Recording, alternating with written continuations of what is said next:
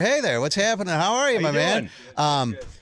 His brother Joe was here last time. They've been, I think, in the studio a couple of times now, and but now he's rolling solo. I asked the last time you were here how long you guys were going to stick together as directors, and that was, I think, 4 or 5 years ago. And you go like, well, we got this, this movie we're working on, that movie that we're working on. So for the foreseeable future, is that the way that it will continue to work? Both the Russo brothers working together? Yeah, that's the way we're planning things for sure. Do you have like a good cop, bad cop role, or do you have things that you're better at than he is? Like, how do you divvy up the duties? We do.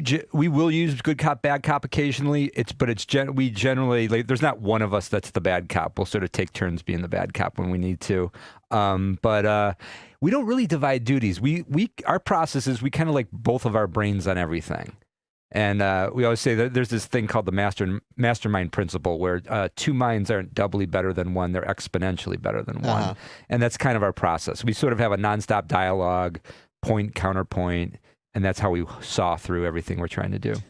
If you're the older brother, right? Yeah, I'm a year older. Does that mean that if there is a dispute, that your decision takes precedence over his? No, that's never counted. Who could win in a fight? As when you were young, you could probably kick his ass. I was a year older and I was larger, so yes. it was tilted. So to this day, you still believe you could take your brother in a fight if you yeah, needed but to. I don't. We're adults. I don't. When know if was the that's true last time anymore. you guys actually did throw down? Were you like 10 years old or something? It was, we were young. We didn't, once we hit our teen years, I mean, even like, I don't know, it must have been 10, like something like that. Yeah. Were you, okay, so before you both start I mean, did you have a shared interest in filmmaking when you were growing up? We did. We weren't interested in filmmaking, but we loved film growing up. We loved television. We loved film. We loved all forms of pop culture.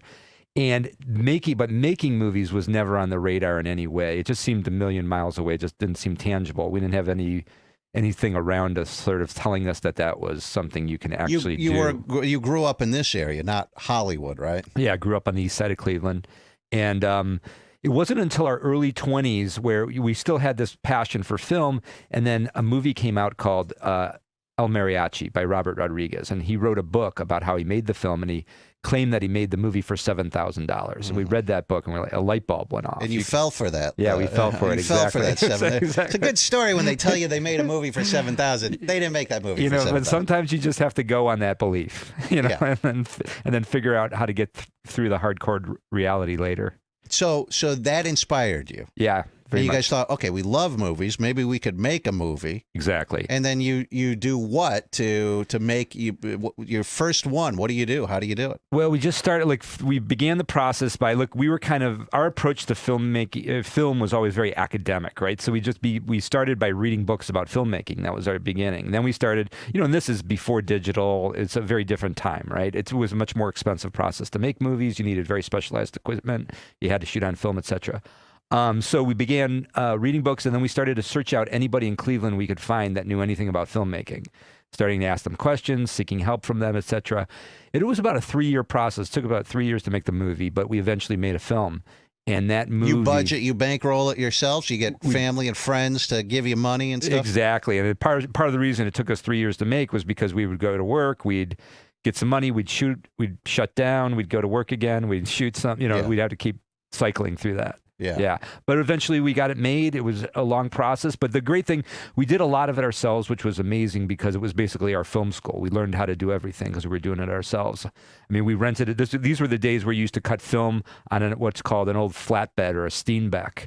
And you'd mount the reels of film and you'd cut it by hand. And we just had it in a room, an apartment room. And we would we spent a year just messing around cutting film. And it was an amazing learning experience.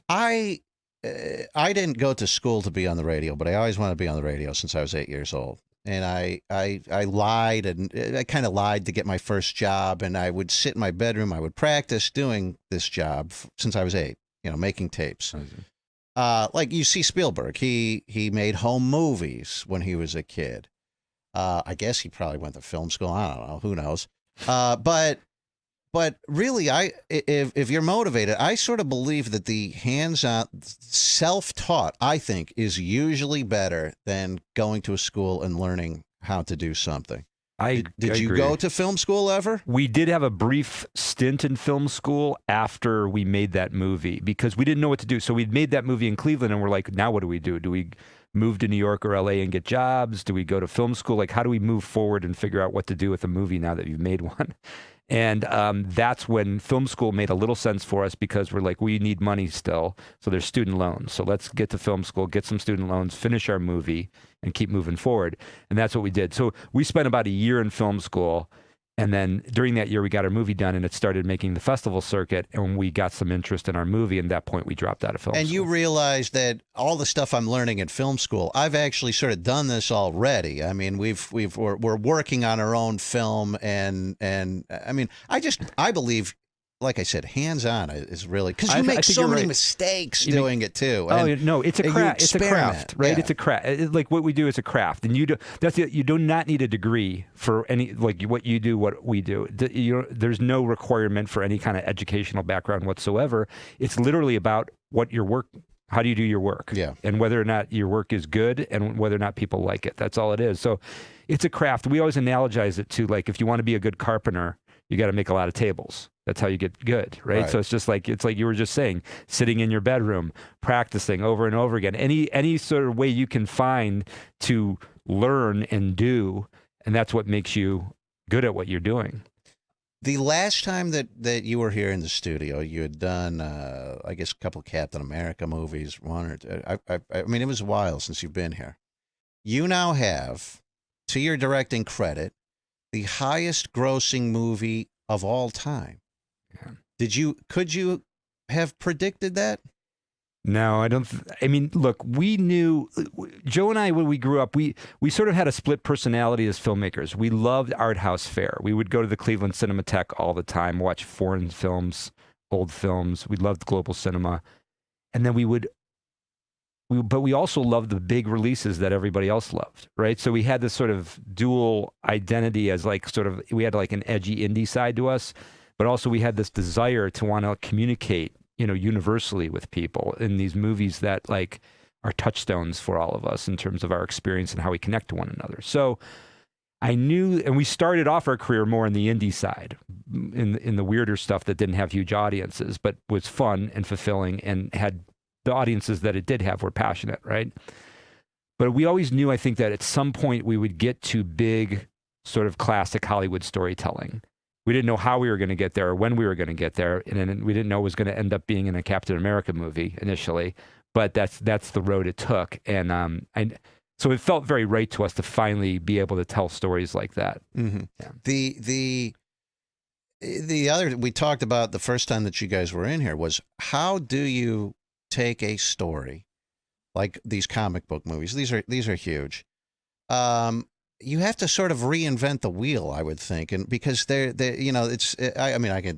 next comic book movie, here's what's going to happen. Okay, you got it? That's the plot?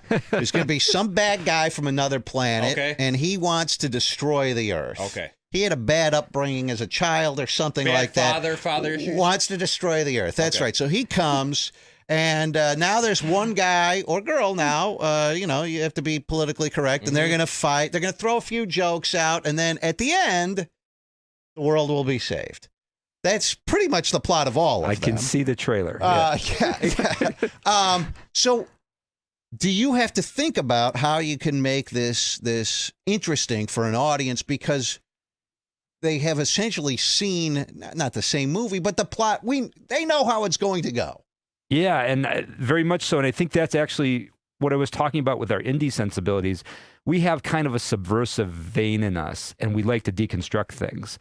So part of our approach to these big comic book movies, to make them fresh in the way that you're talking about, is how do we subvert audience expectations? And we started right off the bat with Winter Soldier like that. We're like, let's tear down Captain America. In the first Avenger, the first Captain America movie, he was very much that classic golden age Captain America, rah-rah country, very straight.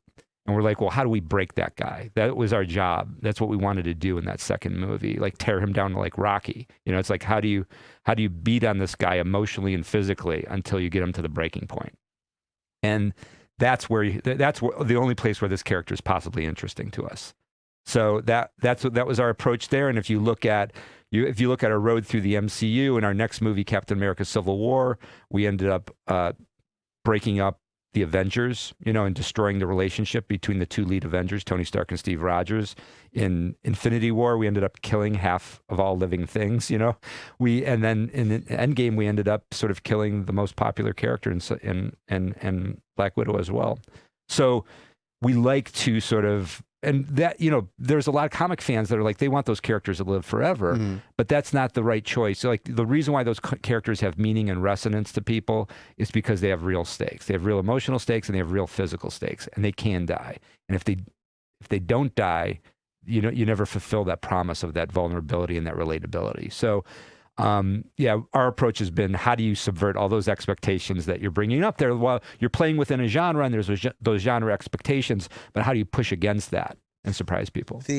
What'd you think of all these videos of, I'm sure you saw them, people revealing like to their coworker or someone at school the end of the movie, and then like it actually like, I mean, we saw that one video. Remember that kid started just beating on the dude's ass. He was like, people live for these movies. Yeah, I mean, I'm sure you've seen all of those. I have to be honest with you. I've seen a lot of online stuff about the movie, but I've not seen any of those videos specifically. We'll pull one up. Charlie, find one for me, please, and we'll show it to you here in just a moment. Why? Someone asked me this. We actually talked about this on the show, and maybe you have an answer for this. You would be an expert in this. Why do the Marvel movies resonate and they're good and they're successful, and the DC movies suck? Well, look, that's a really complex question. I don't know what the easy answer to that is. I just know that like there is a commitment. Look, the Marvel movies that we refer to as Marvel movies, those are Marvel Studios, and that's Marvel Studios is run by a guy named Kevin Feige, and that studio was created. And the whole MCU began with the very first Iron Man movie. And then there's a series of films that are all interconnected, that are all managed by that studio, Marvel Studios. That's a very special place. Kevin's a very special guy. I think a lot of it has to do with who he hires, how he manages things, how the freedom that he gives to each movie to become something that's unique and surprising.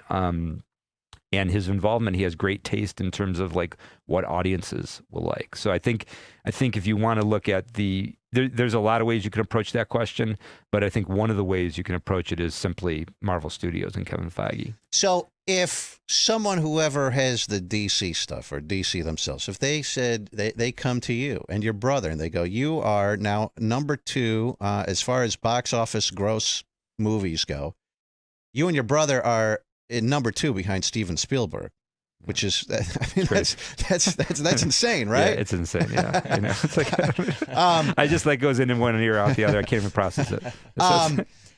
If DC comes to you and they say, "Listen, you've been very successful. We want to turn everything over to you."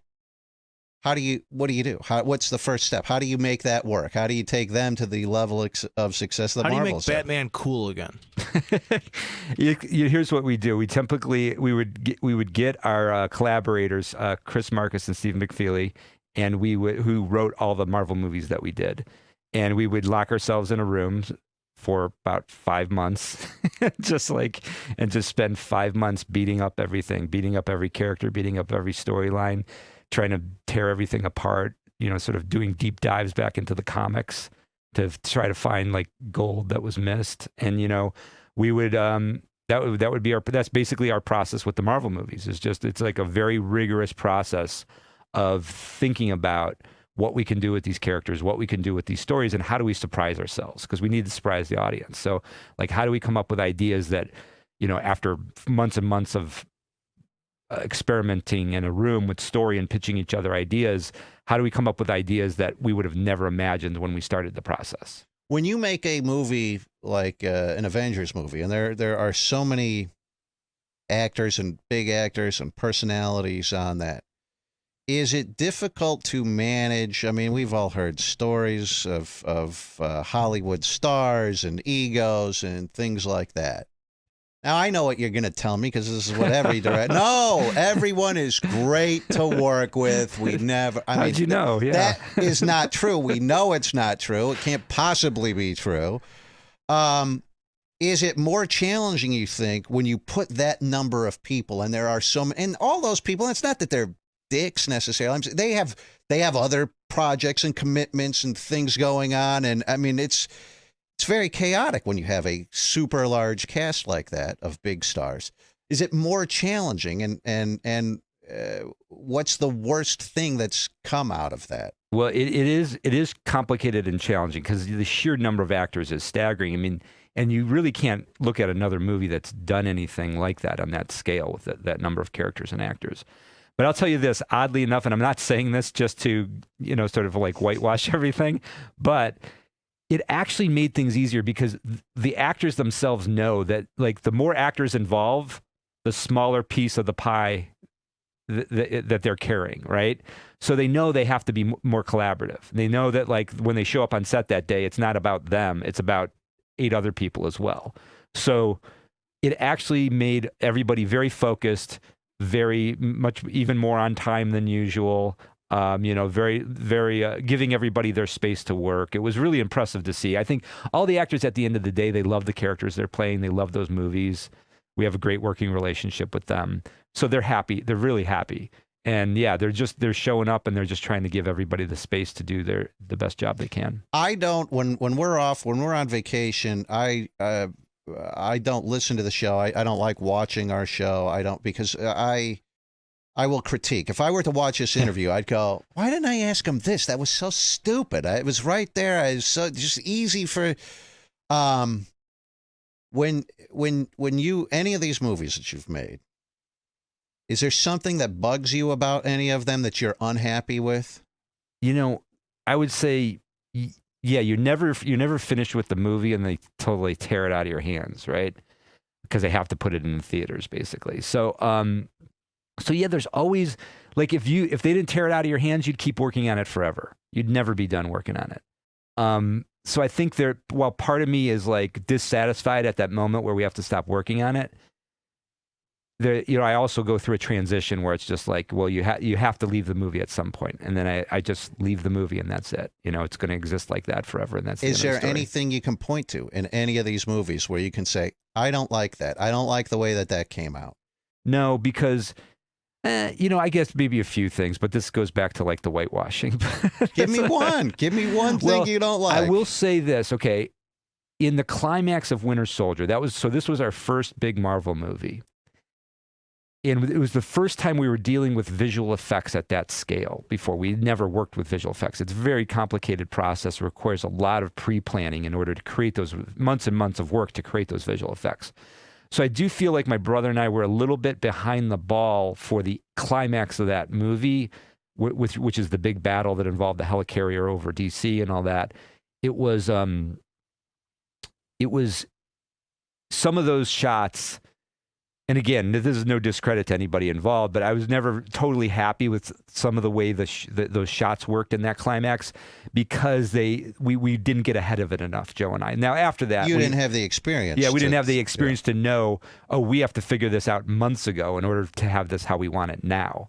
We knew it going forward, then we never had that problem again. But there was just a few shots there that just feel a little, not quite in the style of the movie that we had sort of been shooting running up to that point. Do you run into issues? Does someone from the studio, do they ever insert themselves in the creative process? Is there any butting of heads over anything like that when you're making these movies? Because there's a lot of money on the line. They're putting up a fortune to make these movies. They have to be successful. Everyone has a stake in this. Is there any butting of heads over that kind of stuff? Well, that's I think another thing that's really special about Marvel Studios and Kevin Feige. They're intensely collaborative. And Joe's and my process, because we work as a team, we're used to having to talk to each other all the time. We have to pitch each other all of our ideas. So it doesn't bother us to have to pitch other people our ideas. So we're very communicative. And it's really important to us to make sure everybody understands before we go to work what we want, exactly what we're going to do, exactly what we want to do. because we don't want problems down the line. So it's like if everybody agrees now, this is what we want to do with the movie, this is the tone we're going to proceed with, these are the ideas we're going to chase, these are the scenes that are important to us. If everybody agrees with that, then we're good. And that's very much Marvel's process. Like, so we're very clear with them what we want to do. We hear their input. We incorporate it to the degree that we want to. And then if they like what we're going to do, we go to work. And if they don't like what we're going to do, we don't go to work. I think some people can get in trouble where they're not completely communicative about what they're going to do. And so for some people, it's hard. It's hard to say what you're going to do before you do it. Sometimes you don't know until you do it. But again, for Joe and I, that's easier because we have to sort of talk with one another about it. So there can be surprises in the process. And I think perhaps for some filmmakers at Marvel, there have been surprises. So, but if Marvel knows what you're going to do and they like what you're going to do, you have no problems whatsoever. If they're not getting what you're doing, then you've got some issues. Anthony Russo is here, director of, let's see, the couple of Captain America movies, a couple of Avengers movies, the largest grossing movie of all time. Do women now throw themselves at you? You're a big director. I'm a big married director. You're married, yeah, huh? Yeah. All right. So happily married. So 2 children. what about your brothers? He married too? He's also happily married. Oh, man, you guys are doing it all wrong. I know. You get to Hollywood, you get big, and we timed it up. The hell's poorly, wrong with you guys? Sometimes you catch the wave, sometimes you don't. Are people constantly trying to pitch stuff to you? Yeah. I mean, absolutely. Because, you become the symbol of sort of, we're an easy target for what people may aspire to in the film business, but the truth of it is it took many years of work, a lot of baby steps to get to where we are. My sound guy wanted me to pitch something to you. Charlie, what are you trying to convince him to do? There's a lot of extras in that new Cherry movie. Yeah. Oh yeah, that's what we need. I read that book because it happened right here. So this book is it's about this guy. And the reason I read it is because he graduated high school the same year as me. Okay. And then throughout the book, he's doing heroin and robbing banks. Sweet. And the entire time, he's going to the same bars that I went to. And I'm reading this like, I wonder if he was going to 80s Night, he's going to B-Spot, he's going to all these places that I would go party at the same exact time. And I was like, I wonder if I did drugs with this guy. And and now he's in prison. And the weird part about the book is, so he wrote the book from prison on a typewriter, just wrote it. About robbing banks? And robbing banks. Yeah. And then he mails it off to the publisher, and they kind of put it together. And then, did you guys buy the rights to the movie? Are you guys going to make it? We did, yeah. We bought the rights. We had a similar experience to you with the book, yeah. So, but we read the book. We loved it. We thought it was basically he's an Iraqi war vet. He served as a medic over there, and he comes back with PTSD, and he gets prescribed opioids. And this is all about 12, 15 years ago.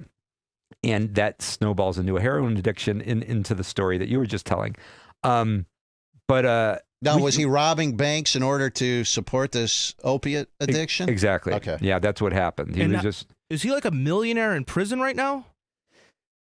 Because that's the weird part. He published a book, and then he has all this. It's like sold it for $1 million, and I went, oh my God. They normally have laws where you can't profit from your crime. So not only did he get to rob banks and have that sweet lifestyle, now he's just a millionaire sitting in prison waiting to get out. That sounds fun. Yeah. Is that true? Is he a millionaire now? I don't know. I don't know what his relationship with the with the book profits. I don't know what kind of profits he's seen off of that yet. But there is a law. You can't profit off your crimes while you're in prison.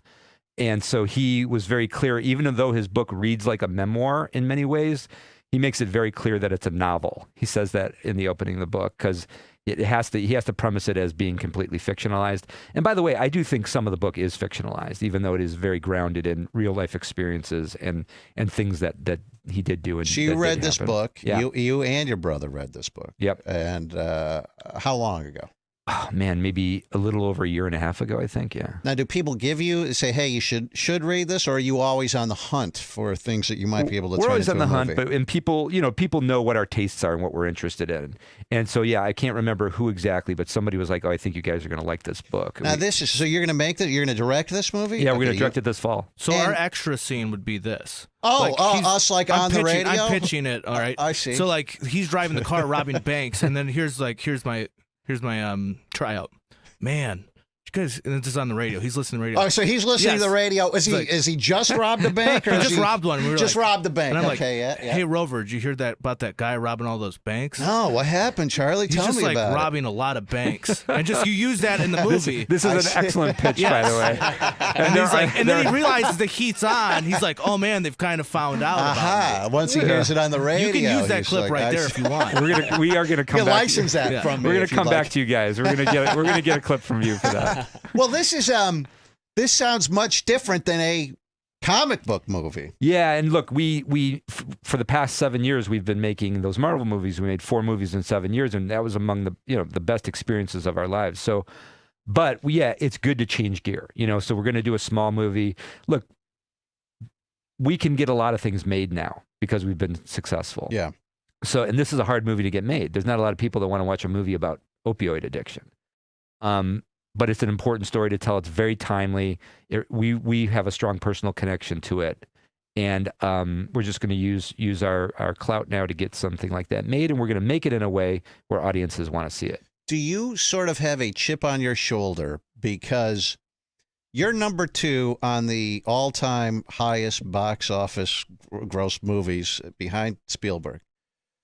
I would imagine that many people would say, you know what, the Russo brothers, yeah, they're good, but it's come on, you can't go wrong. Anyone could. It's a Marvel movie. Anyone could have done that. Spielberg, he made 50 different movies of all sorts of different stories and genres. Do you have something to prove to people that says, yeah, we made the biggest movie of all time? There's a huge franchise behind it, but we can do other stuff too. Yeah, I mean, I don't know if we have something to prove necessarily. Maybe to some people we do. Maybe some people think about it like that. But we're very proud of our work as directors before we ever came to the Marvel Cinematic Universe. So we had a great career as directors prior to that. So, and we'll go on, to have, I think, at least a career that is exciting to us after the Marvel movies. So I don't know. We don't really sweat that much. We have a lot of confidence in the fact that we know what we're doing. We can tell stories, and when there's an important story to tell, we're going to tell it. And we'll just see where that leads us. I mean, right now it's leading us to this really interesting, difficult movie called Cherry. After that, it may lead us back to, sort of a big global movie again. We'll see. I just have a question. Is it hard to direct when you're doing Avengers Endgame and you have all the different characters and different movies and they're all of different tones? Like Iron Man has a different tone than Guardians of the Galaxy, than Thor. Do you have the other directors come in and help you out on how to direct these people and make sure that it kind of maintains the same tone? No. I mean, because we look at it as our job. And I think this is one of the great things about the MCU and Marvel Studios is they try to give every movie its own space to become what it wants to be.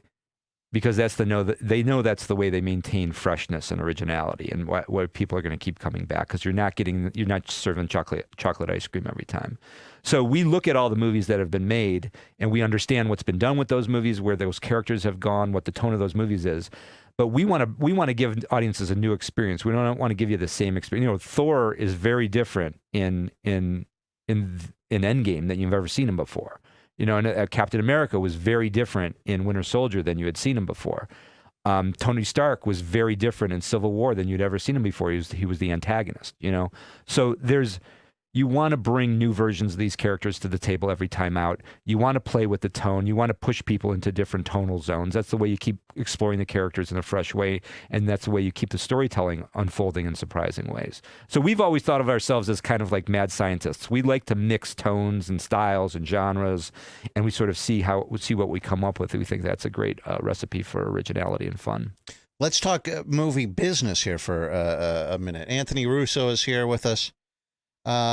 So this Cherry movie set in Cleveland, but you're not filming it in Cleveland because they got rid of a tax break for movie making.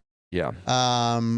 They've reinstated that tax break now, but it wasn't in time for us to access it. Yeah, because there was some movie that was set in Cleveland, and it was actually shot in Detroit. They must have had a better deal. I forget what movie it was, but they shot it in Detroit. You go, well, that's 200 miles away. Not even. Yeah. Why not?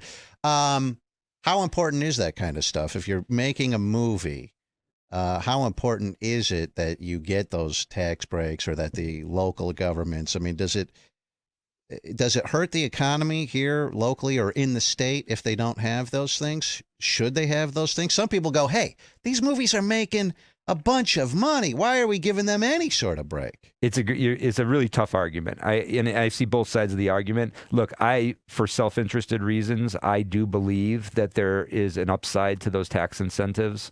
And I do believe that there's a lot of benefits to having local film production that shows up outside of just the amount of money spent. There's a lot of businesses that are engaged. There's a lot of people who have opportunities that they might not have had those movies not come through. So I think they bring a wonderful sense of energy and opportunity when you have that. Now, the problem is the reality is for many years now, there's a lot of states and countries that have aggressive tax incentive programs for film production. Canada has a very aggressive one, and then several states started having aggressive ones. So you kind of have to follow that money because it means so much to you as a filmmaker. If you have $4 million more to play with in your budget, that gives you many more shooting days. And that's, as a director, that's what you need. You want to. All you can make a movie with is what you bring into the edit room. So the more you can shoot, the more you bring into the edit room, the more possibilities you have in terms of what movie you can create. So everybody's always going to follow that money because it gives you so much more to play with. And now it's difficult. It's really sad for us to be shooting a movie that's set in Cleveland, not in Cleveland, especially because that novel is scripted so specifically to locations in Cleveland. But that's the reality, and that's how movies get made. There's, I would say, one of Martin Scorsese's early movies is called Mean Streets. It's a classic New York movie. It was shot in Los Angeles. Mm-hmm. So, it happens. It's movies. Now, speaking of business, when you are making these movies, again, you have the highest grossing movie of all time. How do you have an agent, I'm guessing. Yep. He negotiates this deal. How do you guys do this? You get a flat rate? You get a percentage? How does this work? Yeah, you get it works in two stages. You get paid for just your services, basically just making the movie. And that's sort of payment that is guaranteed to you regardless of how the movie performs. And then some people, depending on where you are in your career, you can also get a second layer of payment that is tied to the performance of the movie. And it can either come in like ownership points of the film, or it can come in box office bonuses if you reach certain levels of box office. So there's two layers. I'm guessing you got a couple of bonuses on this last movie. We got a few bonuses. So I asked you the last time you were here, I said, I forget what movie you guys had just finished doing, but I said, I'm sure you made a bunch of money with that one too. So what do you guys spend your money on? Do you remember what would you have answered back then, do you think? Back then? Yeah.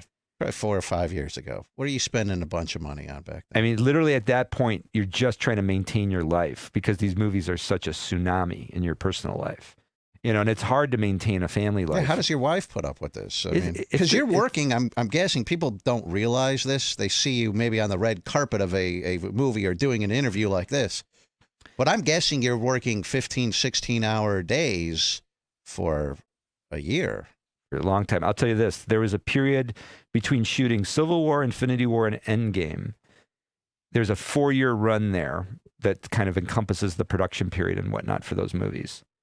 There's a 4-year run where I lived away from home for 2.5 years of those 4 years. And my family, lived away from my family for 2.5 years of 4 years. That's a long time away. And that's hard. It's hard to maintain your home life with that kind of a lifestyle.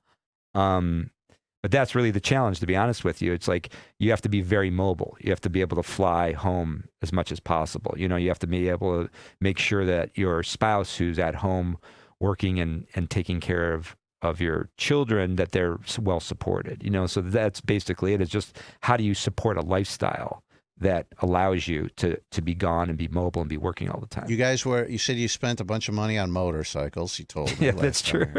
Yeah. What's the biggest splurge that you've done with all this newfound, I guess it's not newfound, but I mean, you got a bunch of money now.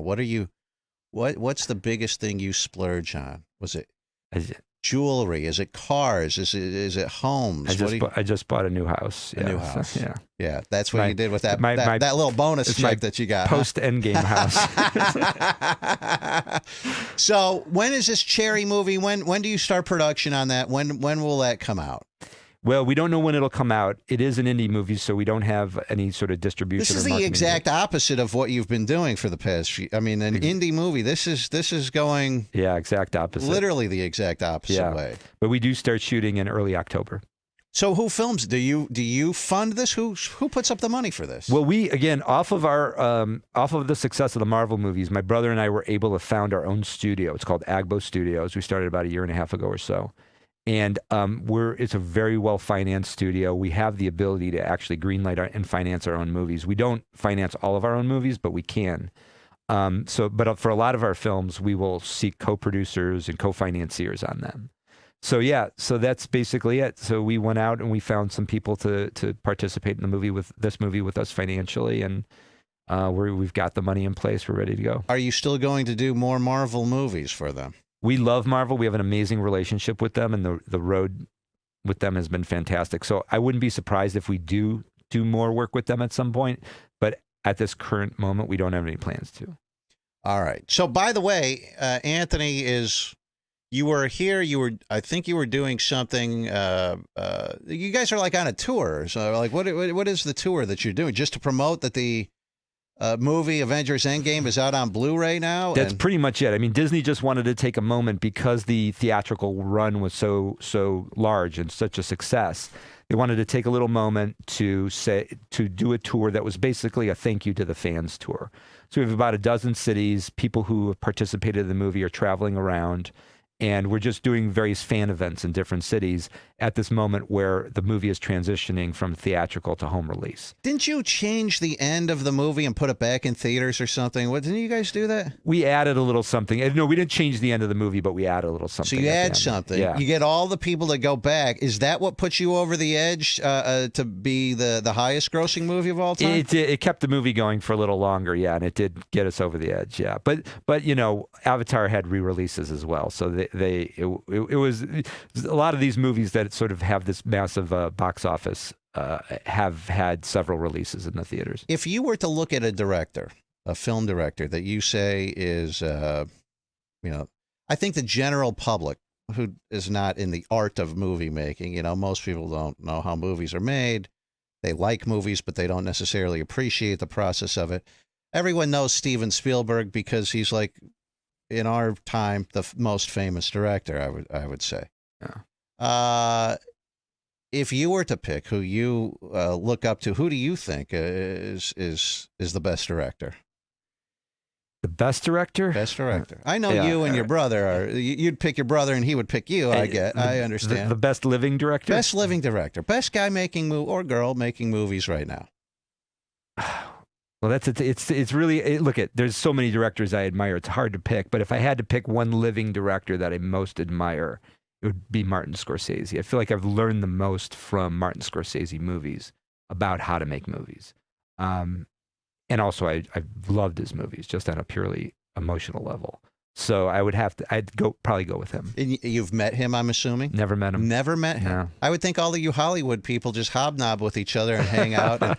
Do you think if you did meet him, do you think because he loves making movies so much, you could just have a discussion about movies with him, or would he be like, oh my God, I've talked about this stuff a million times, maybe like you are with all the Marvel fans who come up to you and ask you 1 trillion questions, How do you think that conversation would go? I don't know Scorsese personally, but I know other people who do, and from everything I know about him, he's never tired of talking about movies. He loves movies. That's all he does. What are your other hobbies besides? Do you even have time for anything else besides movie making? My kids, basically. It's like I have a kid who's into horseback riding, so I spend a lot of time with her, and my wife loves to horseback ride. How old are your kids now? I have a 13-year-old girl and a 9-year-old boy. Okay. So my daughter's really into riding, and she competes. She's very competitive, and I love that lifestyle. Spend a lot of time at the stables with her. And then my son just fell in love with baseball, my 9-year-old. So it's like my whole summer has just been baseball, baseball, baseball. Are they happy that you're back home now and spending more time? Or I guess you're not back home now, technically. Yeah. You're sitting here. Well, this is a short trip, but no, I am. No, getting back home, there was a whole it took months for me to kind of rejoin my family once I got back home. It was hard. So, but yeah, now I'm fully back and everything's going fantastic. Does your wife, my wife, she goes, she's out of all the women that I dated, one of the reasons I guess why we're married, she really understood that the job is, it's not a 9-to-5 job, this thing that I do, and it's nothing compared to what you do, but my life revolves around this job, and she sort of understood that and puts up with that. Does your wife, is she able to understand that? Does she puts up with that? Yeah, definitely. It's challenging for her, and she has her own agenda in life, that I need to support as well. So it's, I just look for opportunities to find balance in our relationship because my job does dictate so much of our personal life. And my wife's okay with that, but you're always struggling to find a balance. I try to find opportunities when I'm not working. I try to make it very much about what's my wife's agenda, what's my kid's agenda, and very much about I'm participating in those agendas. She scored, what a husband she scored when you met her. Did you have a bunch of money at that point? No. No. When I proposed, I bought the engagement ring at a pawn shop for $110. So she had no idea. No. I mean, that this was in store for her. This is what the life was going to be. I mean, no, she was into it for wherever it went. Yeah. Well, listen, it's always good having you in. Where's your brother? What's he up to? Well, because we're doing this multi-city tour, what we decided to do is split up for certain cities, just because it was such a hard travel schedule, and we do have PTSD from traveling and living away from home. Do you ever argue with him over stuff, or do you guys? I mean, because you're in business, you have this now. This no, stuff part now. of our process is definitely arguing. That's part of how we work. We have to, we saw through things by arguing, but the fact that we have like a really great relationship, loving relationship, we can't argue with each other. What's the biggest argument you guys have ever been in? And how long did you go without speaking to one another? I think it was over the length of Captain Marvel's hair. And oh, come on, that can't be it. What's the longest you've stopped speaking to him because of an argument? Honestly, probably a half a day. That's it? we spend every day together. Wow. A weekend, basically, yeah. Well, listen, I'm sure that they're going to do people buy Blu-rays now? Like, it's out on Blu-ray. Do people still... Look, the quality is going to be... The quality will look better. Most people stream stuff now, Yeah, it's just but so the convenient. quality is, I don't know, if you're like a purist, you're like, this is what you do for a living. The quality on a Blu-ray is going to be much higher than what I'm streaming, right? That's true. So if you are a compressed. purist, yeah, for sure. There's still something special for you in the DVD. But it sucks having to get up there and change it. It sucks, but Disney has created some really beautiful artwork for that. So it's kind of fun to have something in your hand. What do you think about their Disney Plus, this thing that they're starting up? I mean, look at Disney. I mean, if you just look at what Disney's been doing over the past decade or so, it's just been remarkable. So I mean, I'm sure. I mean, who knows what it's gonna be or how it's gonna play? But it's like I'm betting on Disney all the time. If you had grown up, I don't know how old you are. I mean, you 49. Can't be over 29. So you're 49. If you had grown up, if you were 19 years old now and you had this love for film and making film, it's an entirely different landscape now. The things that kids could create on their own with their computers it was not available to you at the time when you were getting started. No. How do you think what do you see these kids doing with this? It's hard to say where it's going to go as these kids grow up and sort of start telling their own stories with images, but it's remarkable, right? The difference is shocking from when we grew up. I mean, they have everything available to them right away. They can make movies on their phone. They can edit them. It's shocking. And they consume more content, I think, than we did when we were kids because it's so much more easily available to them. So my brother and I always joke, it's like kids today, like everybody's got like a PhD in content. Like they understand it so well, so young. It's shocking. So that's going to filter into a new form of expression as they become adults. And I don't know, I'm fascinated to see where it goes. Anthony Russo, director, Go get Avengers Endgame on Blu-ray, stream it, do whatever you got to do. He's got a new house he's got to pay for, and then working on Cherry. Anything else we should know before you get out of here? That's about it. I just want to say, though, I always love interviews with you, so thank you very much. You're a great interview. That's why he's going to put us in his new movie as extras, right, Charlie? Yes, you heard the audition. You can't say no to that. I'm telling you, we're going to call you guys. I don't think we should settle for extras, Charlie. I mean, with that audition, that was so good. Maybe I could be a bank You'd have teller. to probably rewrite the whole thing. No, but the pitch was perfect because there is, these car scenes that you're talking about are a part of it for sure. All right. Well, we can help you out. We can record some stuff for you if you'd like. Anthony, thank you so much for coming in. And I'm sure we'll have you back next time when you get this movie, when it does finally come out. We'll talk about that. I'll bring Joe next time. All right. That's a deal. Thank you. I've got to take a break. We'll be right back. Hang on. Rover's Morning Glory.